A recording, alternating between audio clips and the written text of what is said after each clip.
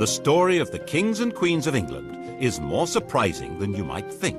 It's a fine drama, 1,000 years of tales of lust and betrayal, of heroism and cruelty, of mysteries, murders, tragedies, and triumphs.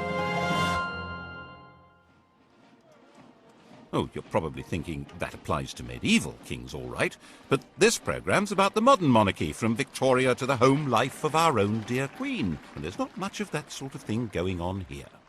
Oh, really? Keep watching. What, you may wonder, did lust have to do with the matronly Queen Victoria? Well, she was young once, and her husband, Prince Albert, gave his name to more than just a bridge, a concert hall, and a memorial. No other British royal has a body piercing named after him. And we can't show you where the ring goes in a Prince Albert, you'll just have to guess.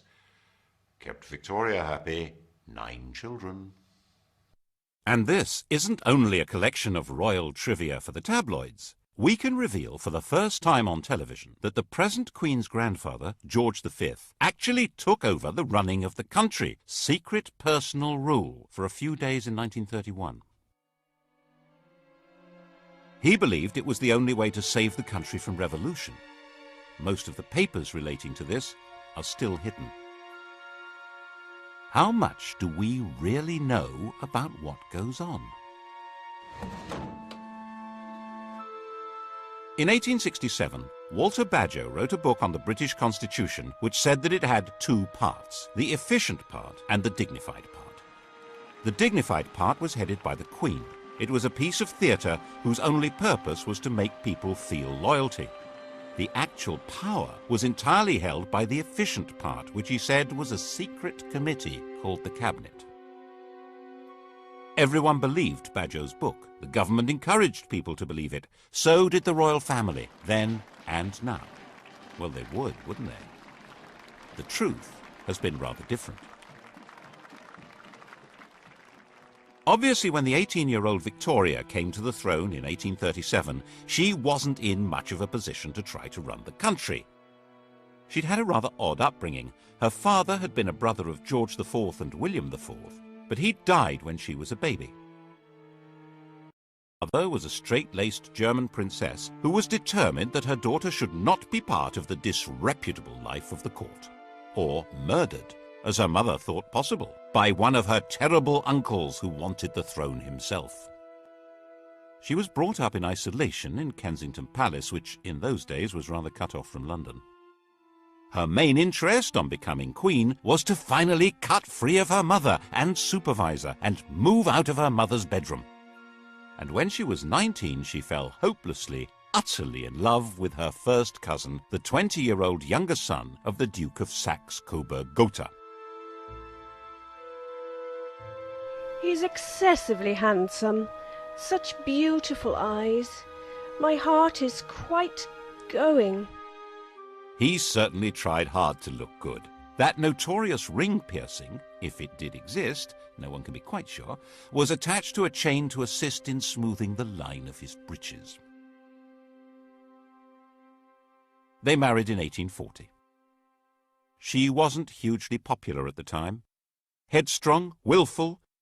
She actually blocked a change of government because it would have upset her domestic arrangements. The Prime Minister, Lord Melbourne, had given her the wives and daughters of his own supporters as the ladies of her bedchamber. When his Whig government fell and Robert Peel came to power, Peel insisted that the Queen should replace at least some of the ladies so that the court wasn't a complete one-party state. Victoria refused. Peel felt forced to resign, and Melbourne came briefly back to power. People didn't like what she was doing. They didn't like her. And they didn't like the stiff German, Prince Albert. Peel came back to power and refused to grant him much more than half the allowance Victoria demanded, saying that people were very hard up, which they were. The position of the throne seemed pretty shaky. It didn't seem likely that this would become the most secure and richest monarchy in the world. How did that happen? When Victoria came to the throne, all she had as her own was the revenue of the Duchy of Lancaster, £27,000 a year. The Sunday Times rich list for 1990 showed Elizabeth II as being worth £6.7 billion pounds. That's nearly 10 billion in today's money. The richest person in the land by a huge margin. It's true that the latest rich list shows her being worth a mere 250 million. Has she lost 97% of her money on the horses? Did she give it all away to charity? No. The latest figure is a guess, based on an instruction to the Sunday Times not to count anything she holds on trust for the nation. Obviously, she can't sell the crown jewels and pocket the proceeds, but actually, most rich people hold much of their wealth in trust, yet it's still treated as theirs, because they have the use of it. The royal move into profit began when Albert took charge of the royal finances. He wasn't allowed to be king. There was deep suspicion of him. But Victoria let him manage her affairs, and he did an astonishing job of it. The royal household was an incredible Gothic antique. To clean a window in Buckingham Palace was a job for the Lord Chamberlain's staff. Unless it was a kitchen or scullery window, then they had to call on the Lord Steward. And neither could touch the outside of the glass, which was looked after by the Office of Woods and Forests. Laying a fire was the Lord Steward's job, but lighting it, the Lord Chamberlain's. As their staff were not on good terms, the Queen froze.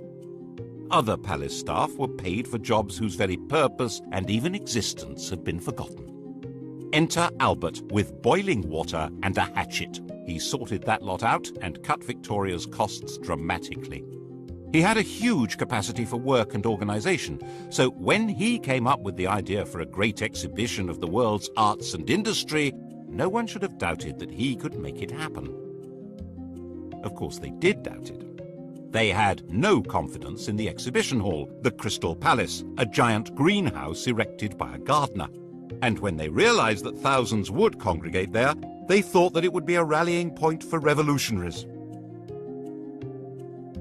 The opening of the Great Exhibition on May the 1st, 1851, was a thrilling day for the nation and for Victoria.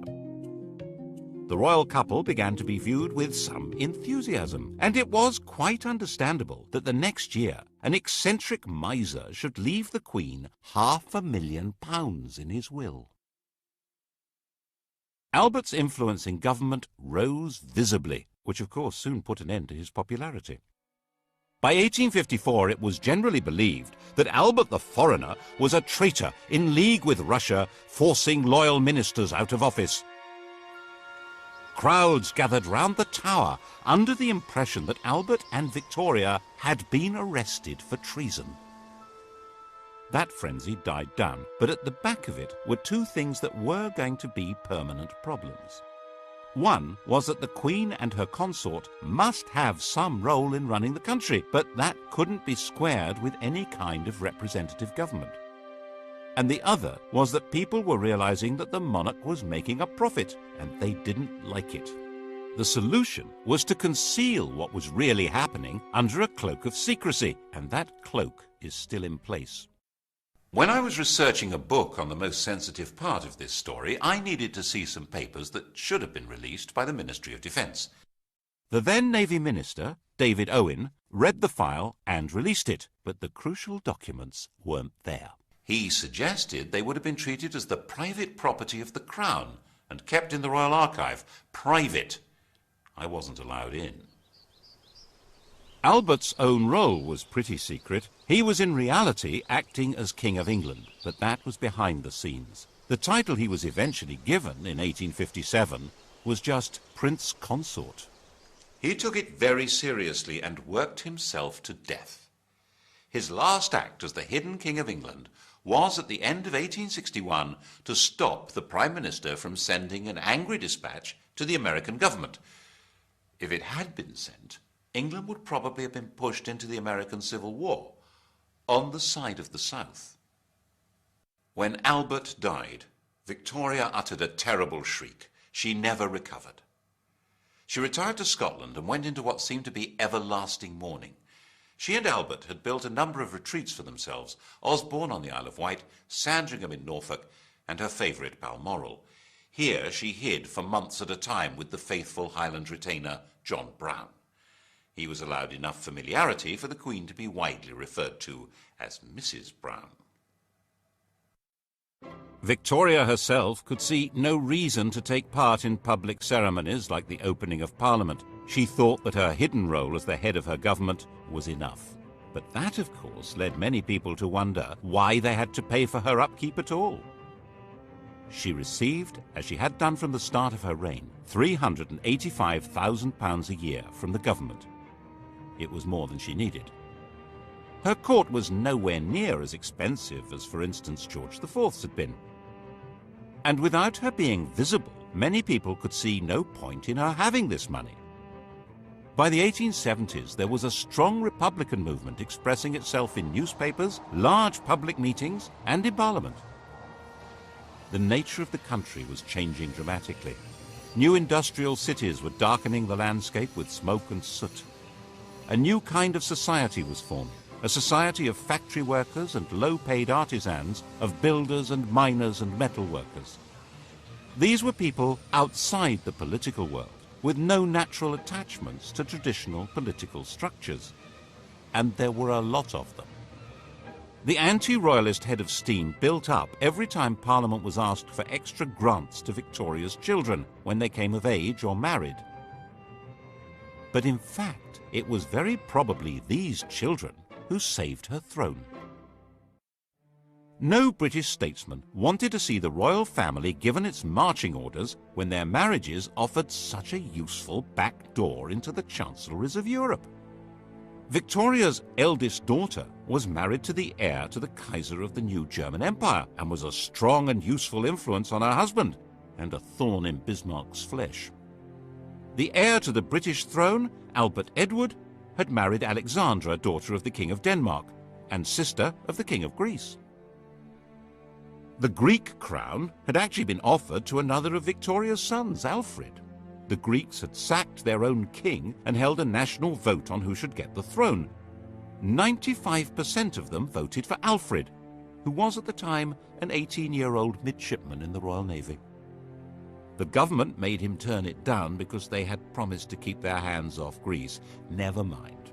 It went as a sort of hand-me-down to the son of England's good friend, the King of Denmark. And in 1874, Alfred married the daughter of Tsar Alexander II, which was jolly useful given the Anglo-Russian competition on the edges of India. These were marriages that would produce many, many well-distributed children. By the time Victoria died in 1901, she had over 90 living descendants. It was a full-time job just getting them birthday presents. The rulers of Germany, Greece, Romania, Norway, Russia, Yugoslavia, Spain, and Sweden would all trace their descent from this stout little lady. There was a downside to all this royal intermarriage. Victoria was a carrier of haemophilia, the condition that prevents blood from clotting, and the Spanish, Prussian, and Russian royal families were consequently affected by it. But even if the British government had known about that, they wouldn't have shed many tears over it. As a system for exercising influence abroad, the monarchy was well worth the money. It also ought to have the advantage at home of inducing people to be loyal to their country even if they detested its government, which was obviously very useful if you ran that government. But to sell monarchy to the British public, that monarchy needed rebranding. Enter, in 1867, a new Tory Prime Minister, Mr. Disraeli. Just the man to do it. He flattered, flirted, and lured Victoria out of mourning and back to public life, creating her Empress of India, turning her into the Queen Empress. Britain was now a world power with an international trade that dwarfed all others. Its navy dominated the oceans, and its empire expanded on the simple principle that trade follows the flag. And if the Union Jack is flying in each remote corner of the globe, then other flags aren't. The problem was for a small country with a very small army to rule ever more of the Earth's surface. That rule couldn't be maintained by force. It required the consent of the governed. And the grand theatricality of Disraeli's Victorian imperialism invited people throughout the empire to take pride in being subjects not of a bunch of industrialists and politicians, but of a prim and matronly great sovereign. Victoria became the logo of the British Empire, Her portrait spread all over the world, thanks especially to the introduction of postage stamps. Her statue would appear in virtually every ambitious town and city of the British Empire. And where there was no statue, there would certainly be a Victoria Street, or Victoria Park, or Victoria something. The whole process came to a glorious climax in her Golden Jubilee of 1887. The great processions in London of representatives of her dominions were followed by an eruption of ugly public halls, clock towers, fountains and statues, disfiguring public spaces over about a quarter of the planet. By the time Victoria died, hardly anyone even remembered that her throne had once seemed endangered. And she'd reigned so long, 64 years, that hardly anyone could even remember any other sovereign. Her death in 1901, 22 days into the new century, seemed portentous. She'd become synonymous with Britain and its empire, and now Britons would leave the 19th century without the security of the great mother hen.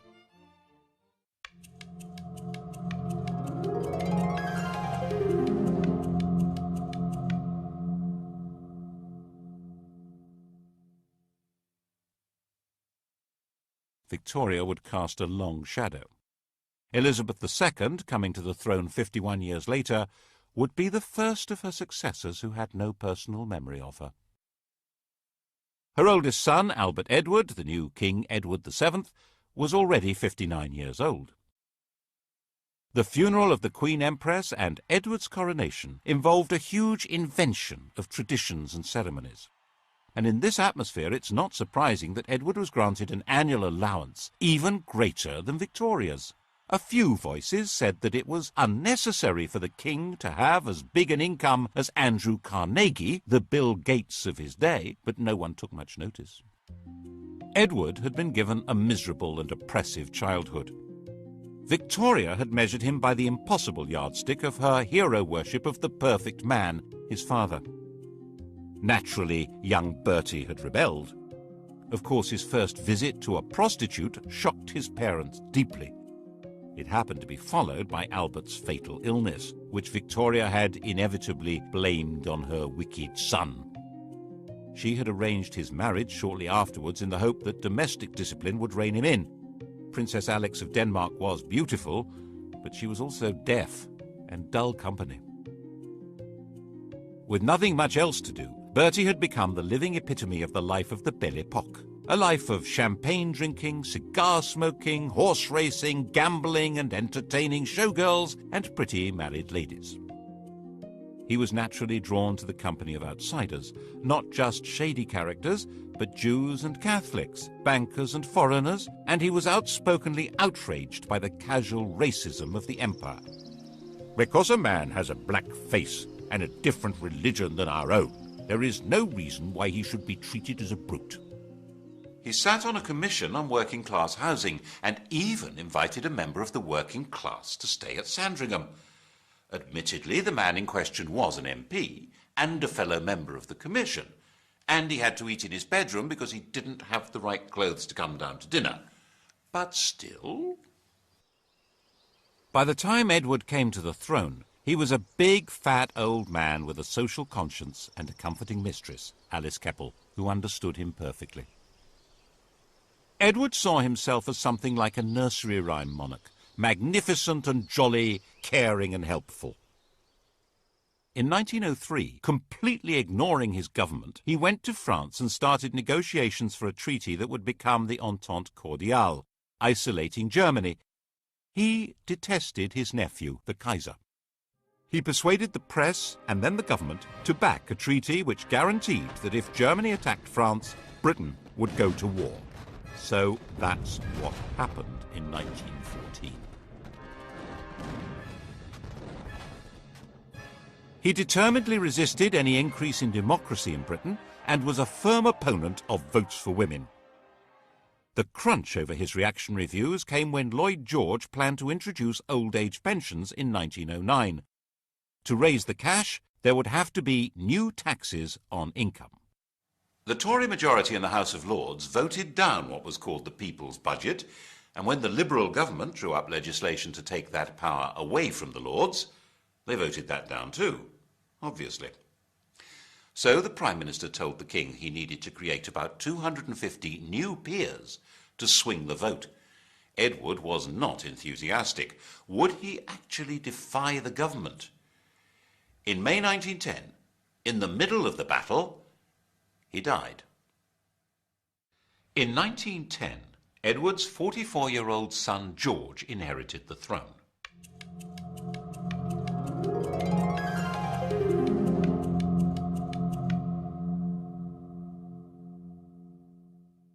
He was the late King's second son.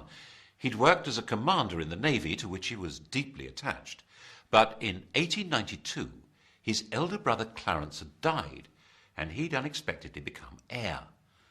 To step into his brother's shoes, he'd left his job and married the woman who'd been betrothed to Clarence, a relative called Princess Mary of Teck.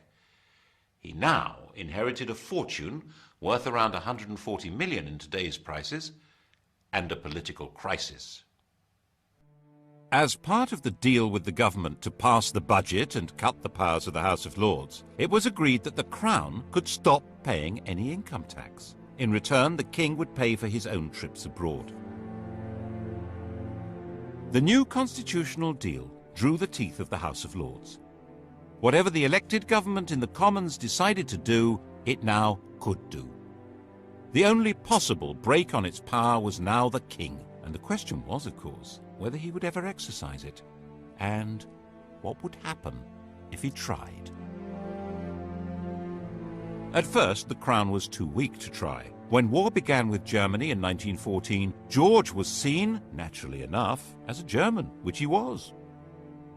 He kept a bit quiet about his courtesy titles of Field Marshal General of the Prussian Army and Admiral of the Imperial German Navy. To make himself seem more British, and therefore more secure, in July 1917, George felt forced to change his family name from Saxe-Coburg-Gotha to Windsor and stop being a German prince and Duke of Saxony. Revolution was a real danger. Cousin Nicky, the Tsar of Russia, was deposed in February 1917. The new Russian government asked Britain to give him asylum, and Lloyd George agreed to it. But King George was terrified of being associated with a man now labelled tyrant by revolutionaries, so he forced the government to withdraw the offer. The Bolsheviks took over Russia in October, and Nicholas and his family were slaughtered.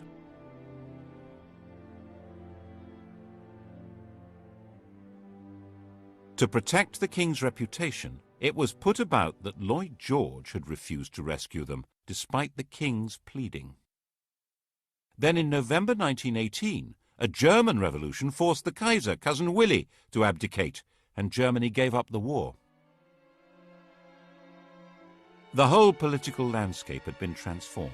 There had been 6 emperors when George was crowned. By 1925, he was the only one left, and his world was not exactly safe. Most of the Southern Irish were committed Republicans. Attempts to hold that country by force were disastrous, and in 1922 the Irish Free State had come into being. King George had lost a considerable chunk of his kingdom. The wealth of the royal family continued to grow, due largely to Queen Mary's enthusiasm for collecting valuable trinkets at special prices. The Romanovs hadn't been allowed to join the British royals, but a substantial chunk of their jewellery did. People began hiding their treasures if the Queen was coming to call, as she would hint strongly that she expected to be given them, and sometimes take them anyway, so that embarrassed aides had to quietly return them later. In 1924, Ramsay MacDonald became Britain's first Labour Prime Minister. The old political establishment had been given a kicking. No one knew where this might lead. And then came the Wall Street crash of 1929 and financial disaster. The government needed huge loans, which were conditional on cuts in unemployment benefit and the pay of public servants and the armed forces. The Labour cabinet wouldn't do it, and MacDonald went to the King to resign. George was pretty sure this was a decisive moment. If these harsh policies were forced through by Conservatives, class war would probably break out. Everything, including himself, might very well be swept away. so he refused to accept the resignation. He persuaded Ramsay MacDonald that it was his patriotic duty to stay on as the leader of a new coalition government to force through the cuts. That way, they were more likely to be accepted. This was an extraordinary exercise of royal power, and it wasn't over yet. When the cuts were announced in September 1931, the entire Atlantic Fleet went on strike. This was the most powerful military force in the world, and it was gathered at Invergordon. There was total panic in the Admiralty. Mutiny! The intelligence services warned that it was a communist plot and that the sailors were going to march to London, rallying all the disaffected, including the police, on the way. The financial markets went into a tailspin, and the Bank of England was forced to stop exchanging pounds for gold, going off the gold standard.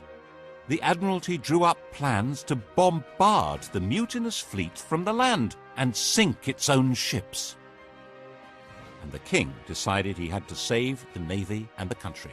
He knew sailors. They weren't revolutionaries. They just needed to be spoken to in the right way.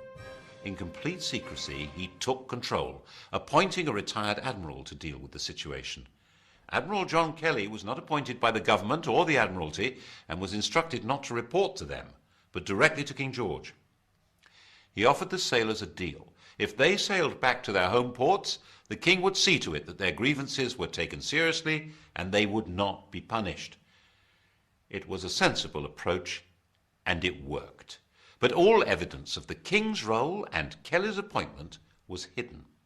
We're not supposed to know what power royalty can wield. Of course, the bit about mutineers not being punished was a lie. Once the danger was past, the leaders were identified and quietly removed. The following year, 1932, King George gave the first Christmas radio message. He was now a presence in homes throughout his empire.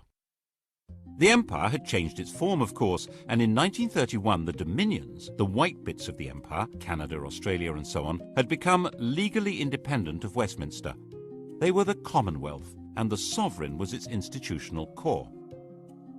As part of his programme to make the monarchy seem British, and so he hoped more secure, he decreed that his children need not marry partners of royal descent. This would indeed transform the position of the monarchy, but not in the way he expected. In 1936, when George was 70 and dying, his doctor, Lord Dawson, decided to ensure that the death would not be reported first in the vulgar evening papers. You've heard of Lord Dawson of Penn. He's killed any number of men, and that's why we sing, "Oh God, save the King," from Bertrand, Lord Dawson of Penn. Lord Dawson met the Times' deadline by giving the king a fatal injection, called a whiz-bang. George was told he would soon be convalescing in Bognor. His last words were, "Bugger Bognor." The Times was told he'd said, "How is the Empire?"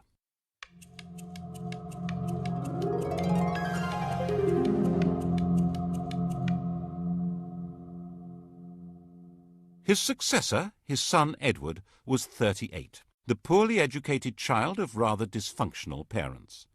The Queen had been completely distant, and King George famously said, "My father was frightened of his father, I was frightened of my father, and I'm damn well going to see to it that my children are frightened of me."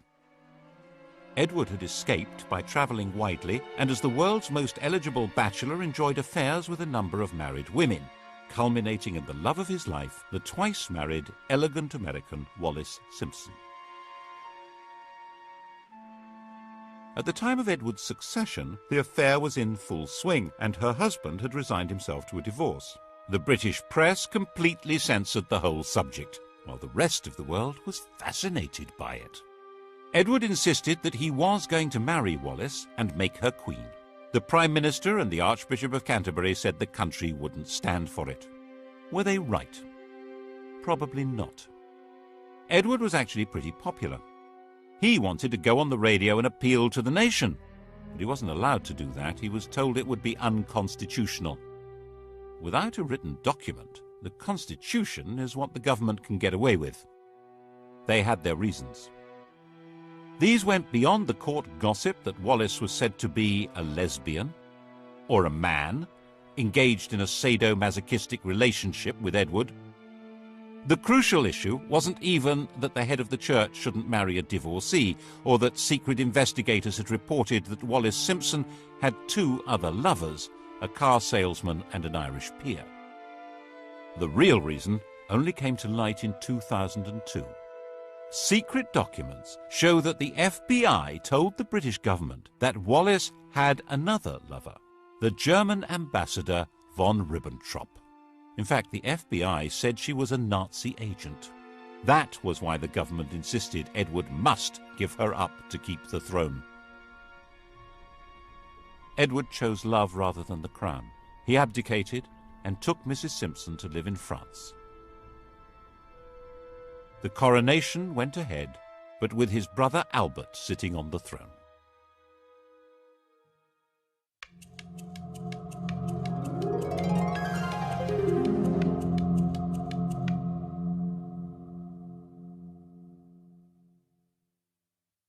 Albert was crowned as King George VI. He was 18 months younger than Edward and completely lacked his brother's social grace. He stammered, he was shy, but at least he was safely married to Elizabeth Bowes-Lyon, the daughter of a minor Scottish aristocrat, the first royal to legally marry a commoner since Henry VIII.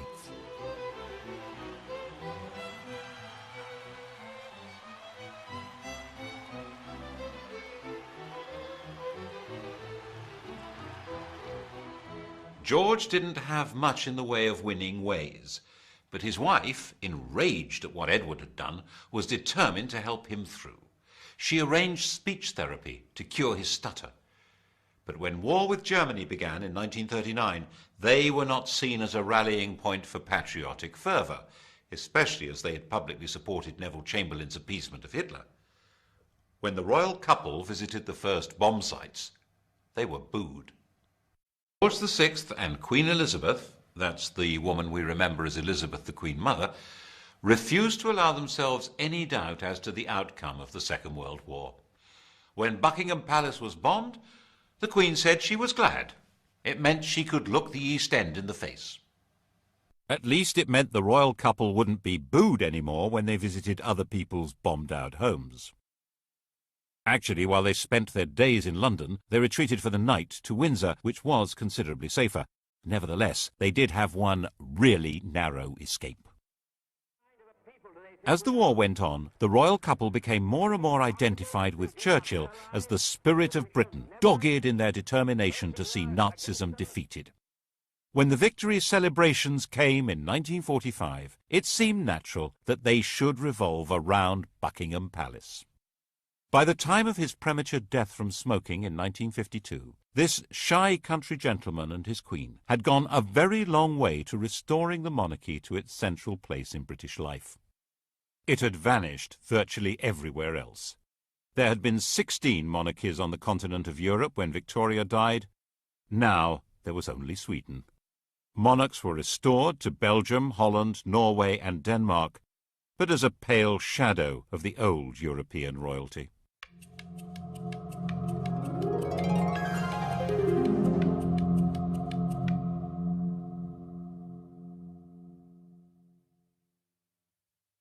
The new queen, the 25-year-old Elizabeth II, seemed to be a fairy tale remnant of a lost world of glamour. Her coronation was a celebration of pageantry itself in a country that was a vast bomb site. 4 houses out of 10 had been damaged or destroyed. It was even shown on the new medium of television, though the Archbishop of Canterbury feared men would watch in pubs without removing their hats. By her side in the coronation coach rode her husband. Like Albert, he would never be crowned. Philip, Duke of Edinburgh, was from the Greek and Danish royal house of Schleswig-Holstein-Sonderburg-Glücksburg. He had no surname. He was given the name of one of the branches of Elizabeth's family, Mountbatten. There was no question of the Queen becoming a modest suburban sovereign like the restored European royals. George's widow was sure her daughter should be regal and grand. Royalty required flunkies and castles and palaces and golden coaches. She herself made do with 6 cars, 3 chauffeurs, 5 chefs, 2 pages, 3 footmen, 2 dressers, and 30 secretaries, maids, treasurers, and housekeepers. And she was absolutely dead set against royalty paying tax. For a long time, this was met with an extraordinary degree of complicity from the governments of the day. In 1947, when Labour came to power, amid all the nationalisations and the class war declarations of "we are the masters now," had come an agreement that the government would take over the cost of running Buckingham Palace.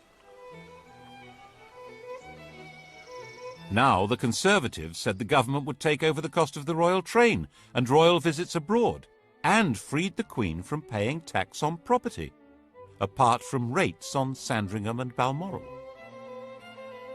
In Edward Heath's time as Prime Minister, it was officially stated for the first time that the Queen pays no tax.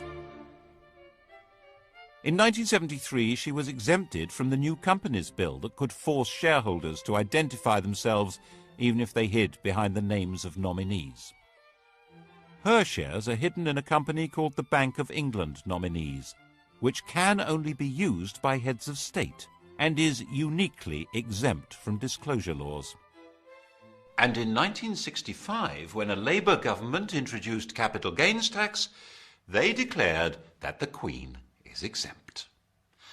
Under these arrangements, immense and unknowable riches were built up. She has, for example, 600 works by Leonardo da Vinci. We're told these riches are not really hers because she's not free to sell them. But most of the royal collection is never publicly displayed. Why? Whose interest is being served? It obviously means the monarchy can put on a heck of a show that goes far beyond their demand on the public purse, and they don't need to run the risk of asking us to fund the whole thing from taxes. We each contribute 61 pence a year at the last count. That money, just over £36 million, is not enough to put on the grand regal show which the British monarchy seems to be about. Certainly, for a very long time, it was simply not permitted to suggest that the monarchy should be anything less than grand. In 1957, Lord Altrincham wrote an article arguing for a modernised monarchy. He called the court complacent and out of touch, said the Queen was a priggish schoolgirl, and said that the monarchy should not be, as it was, intimately associated with the upper classes. Wow! The Duke of Argyll said that he should be hanged, drawn and quartered, and the BBC immediately dropped him from any questions. In fact, Altrincham had got it wrong. Lavish splendour was just what most of the public wanted from their monarchy. They would have despised a queen on a bicycle. They wanted to be deferential. They probably still do. And there were 20 more years of this kind of thing to come. In 1977, the year of the Queen's Jubilee, the Sex Pistols' anthem "God Save the Queen and Her Fascist Regime" was banned from being broadcast, even when it outsold all other records. The puzzle becomes even more intriguing when you look at the apparently shrinking role of the Crown in public affairs.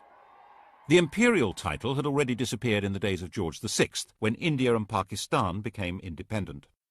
The empire became the Commonwealth, and of the 58 past and present members of that vague organisation, only 16 have Elizabeth as their head of state, and falling.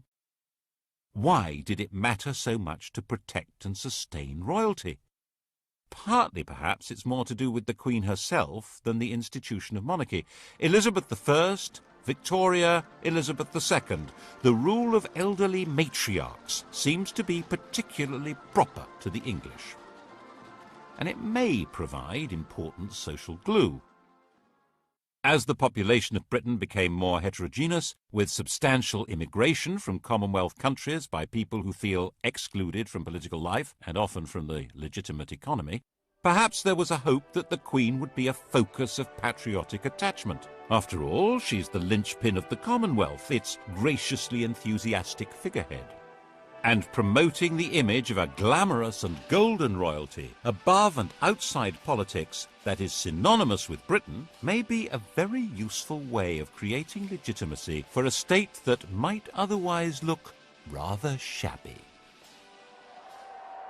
The last great moment of this Mrs. Camilla Parker Bowles, Alice Keppel's great-granddaughter.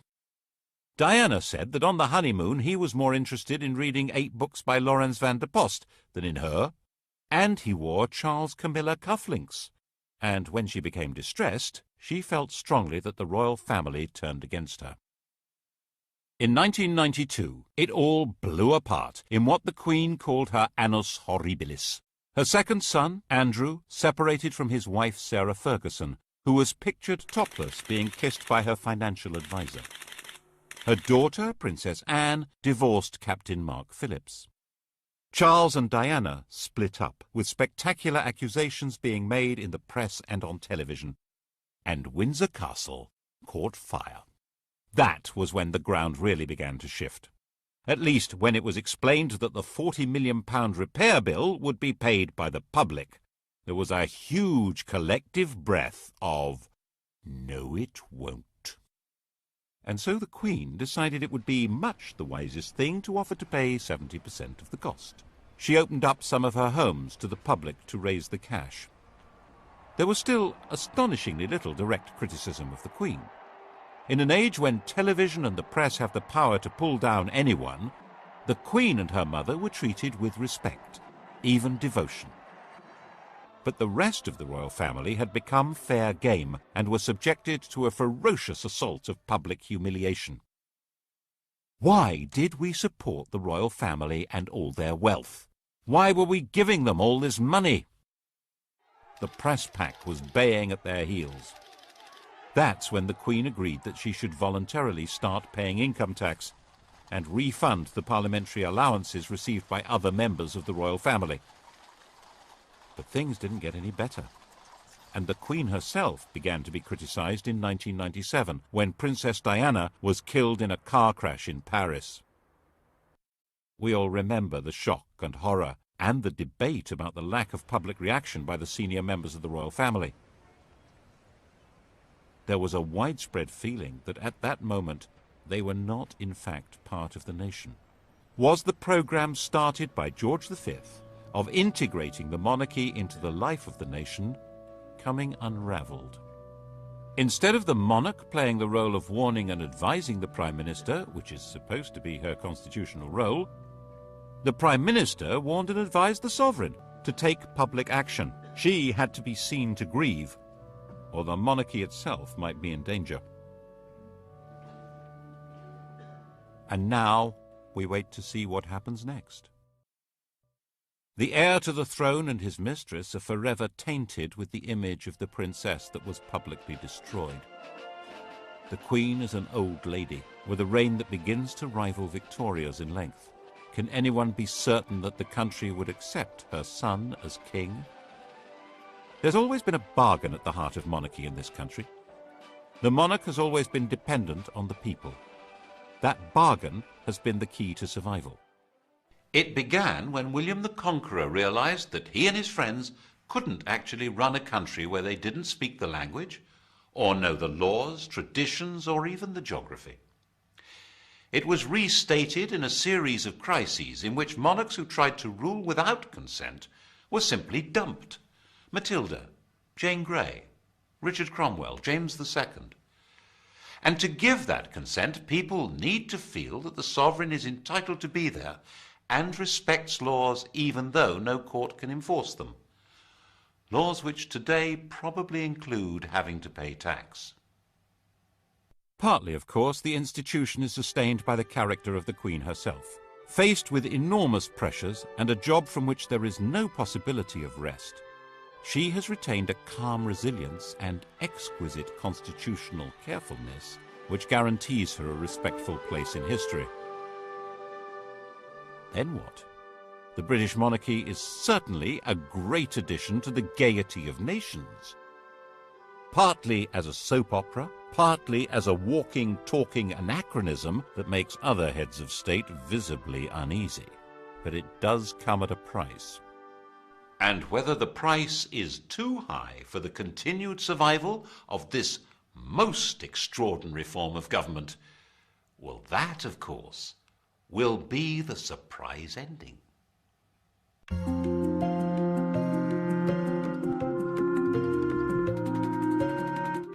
Spend this Sunday evening exploring ancient Egypt, beginning with Michael Wood's Top 10 Sites. That's tonight from 6. Coming up, the story of the strongest, sharpest blade that's ever been made, a decisive weapon.